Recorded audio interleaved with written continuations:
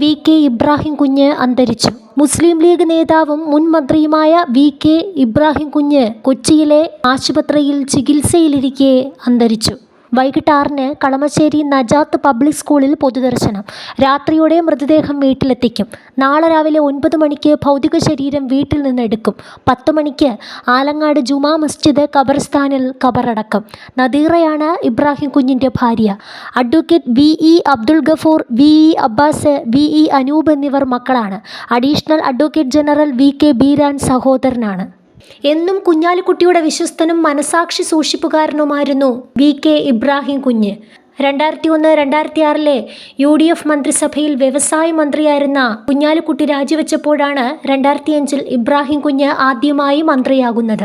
കുഞ്ഞാലിക്കുട്ടി രാജിവെക്കുമ്പോൾ പകരം ഇബ്രാഹിം കുഞ്ഞിന് നറുക്കുവീഴുമെന്ന അഭ്യൂഹം തുടക്കം മുതലേ രാഷ്ട്രീയ കേന്ദ്രങ്ങളിൽ സജീവ ചർച്ചയായിരുന്നു. കുഞ്ഞാലിക്കുട്ടിയുടെ വിധേയനെന്ന് വിമർശിക്കുന്നവരോട് പോലും സൗമ്യമായി പുഞ്ചിരിച്ചു നീങ്ങുന്ന ഇബ്രാഹിം കുഞ്ഞ് ലീഗിലെ ജനപിന്തുണയുള്ള നേതാക്കളുടെ നിരയിൽപ്പെട്ട വ്യക്തിയാണ്.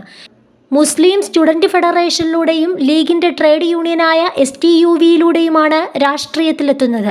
ഐസ്ക്രീം വിവാദത്തിൽ കുടുങ്ങി കുഞ്ഞാലിക്കുട്ടി വ്യവസായ മന്ത്രിപദം ഒഴിയുമ്പോൾ പദവിയേൽപ്പിക്കാൻ വിശ്വസ്തനായി കണ്ടത് നിയമസഭയിലെ കന്നിക്കാരനായ ഇബ്രാഹിം കുഞ്ഞിനെ ആയിരുന്നു.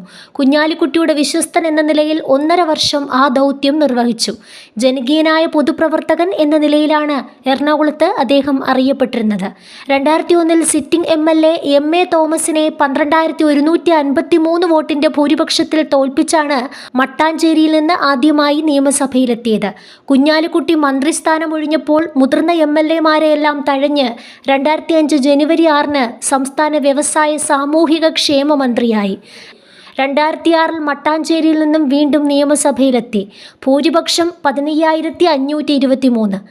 പേരും മണ്ഡലഘടനയും മണ്ഡലത്തിലെ സാമുദായിക സമവാക്യങ്ങളും മാറിയപ്പോൾ കളമശ്ശേരിയിലേക്ക് ചുവടുമാറ്റേണ്ടി വന്നു.